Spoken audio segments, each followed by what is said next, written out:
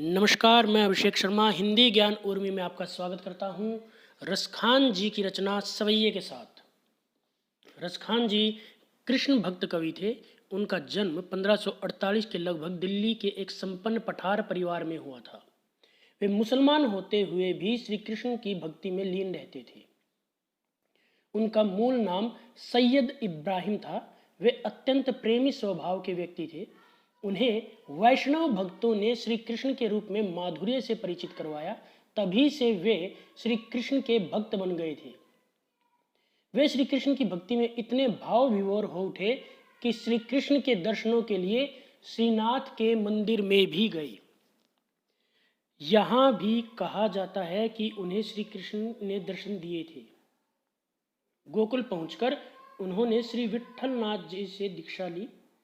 तब से वे ब्रज भूमि में रहने लगे थे। उनकी रसमयी भक्ति के कारण उनका नाम रसखान पड़ा था। 1628 के लगभग इनका देहांत हो गया। रसखान के निम्नलिखित दो रचनाएं प्राप्त हैं। सुजान रसखान, इसमें सवैये हैं इनके, और प्रेम वाटिका, इसमें दोहे हैं। रसखान कृत प्रथम एवं द्वितीय सवैये में कृष्ण और कृष्ण भूमि के प्रति उनका प्रेम भाव व्यक्त हुआ है। प्रथम सवैये में रसखान अपने प्रेम भाव व्यक्त करते हुए कहता है कि यदि अगले जन्म में मनुष्य बनूं तो मेरा निवास ब्रज भूमि में हो। यदि मैं पशु बनूं तो मैं नित्य नंद की गायों के बीच चरता रहूं।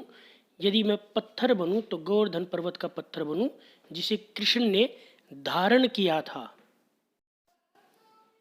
कवि कहते हैं, मानुष हो तो वही रसखानी, बसों ब्रज गोकुल गांव के ग्वारन। कि हे प्रभु, यदि मैं अगले जन्म में मनुष्य बनूं तो मेरा निवास ब्रज या गोकुल के ग्वालों के साथ हो। जो पशु हो तो, और यदि पशु हो तो, कहा बस मेरो चरो। कहाँ बस मेरो, मेरा बस इतना कहना है, चरो कि मैं चरूं। नित्य नंद की धेनु मंझारन, नित्य प्रतिदिन नंद की गायों के बीच, मंझारन मध्य। पाहन हो तो वही गिरी को, हे ईश्वर, यदि मैं पत्थर बनूं तो उसी गोवर्धन पर्वत का पत्थर बनूं। जो कियो हरि छत्र पुरंदर धारण, जो श्री कृष्ण ने अपनी उंगली पर धारण करके इंद्र के क्रोध से गोकुल की रक्षा की थी। जो खग हूं तो बसेरो करो, यदि मैं पक्षी हूं तो मेरा बसेरा वहां करना। मिली कालंदी कूल कदम की डारन, जहां यमुना के तट के कदम के पेड़ की शाखाएं हों, अर्थात मेरा बसेरा उस वृक्ष पर करना, उस कदम वृक्ष पर करना जो यमुना के तट पर हो। या लकुटी अरु कमरिया पर राज तिहूं पुर को तजी डारू।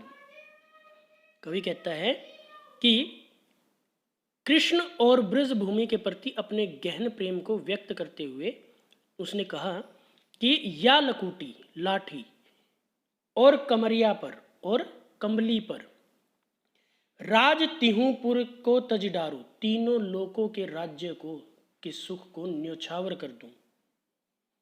आठहूं सिद्धि नौ निधि के सुख, नंद की गायें चराई बिसारूं।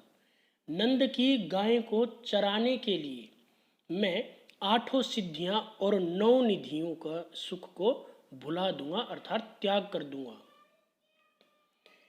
रसखान कबो इन आँखन से, रसखान जी कहते हैं कि कब इन आँखों से ब्रज के बन बाग तड़ाग निहारू, ब्रज के बाग बगीचे और तालाबों को देखने का मुझे सुख मिलेगा। मैं अति व्याकुल हूँ।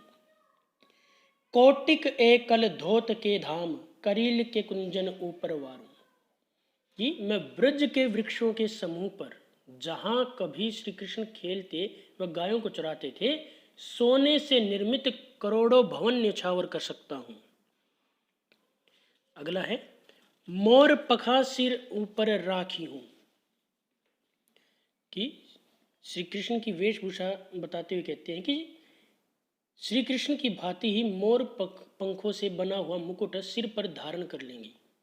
गोपियों की ओर से कहता है कि उसकी सखी कहती है कि वह श्री कृष्ण की भांति ही मोर पंख सिर पर धारण कर लेंगी, गुंज की माल गले पहिरेंगी और गुंज की माला भी अपने गले में डाल लेंगी। ओढ़ पीतांबर ले लकुटी, पीले वस्त्र ओढ़कर हाथ में लाठी लेकर वन गोधन गवारिन संग फिरूंगी, अर्थात गवालों के संग वह भी चरवाहों करने जाएगी। भाव तो वही मेरो रसखानी, सो तेरे कहे सब स्वांग धरूंगी, कि हे रसखान जैसा आपने बताया है मैं वैसा ही रूप धारण कर लूंगी। या मुरली मुरली धर की, अधरान धरी अधरान धरूंगी, किंतु वह शत्रु सी लगती मुरली अपने होठों पर कभी धारण नहीं करूंगी। काननी दे अंगूरी रहीबो, जब ही मुरली धुनी मंद बजे ही। गोपिका कहती है कि श्री कृष्ण अपनी मुरली मंद मंद ध्वनि में बजाएंगे, तब मैं अपने कानों में उंगली डाले रहूंगी ताकि मुझे मुरली की आवाज ही न सुनाई दे। मोहनी तानन सोरसखानी, अटा चढ़ी गोधन गहे तो गहे, कि फिर भले ही वह रस के सागर श्री कृष्ण अट्टालिका पर चढ़कर मधुर तानों से गोधन राग में गीत गाते हैं तो गाते रहे, मुझे कोई फर्क नहीं पड़ता। तेरी कहो सिगरे ब्रज लोगनी, काल ही को कितनो समझू है। मैं तो ब्रज के सभी लोगों को पुकार पुकार कर कहती हूँ कि कल को कोई कितना ही समझाए, किंतु माई रह वा मुख की मुस्कानी, सम्हारी न जहे न जहे न जहे, कि हे माँ श्री कृष्ण की वह मधुर मुस्कान संभाली नहीं जा रही, अर्थात मैं उनकी तरफ आकर्षित हो ही जाती हूँ।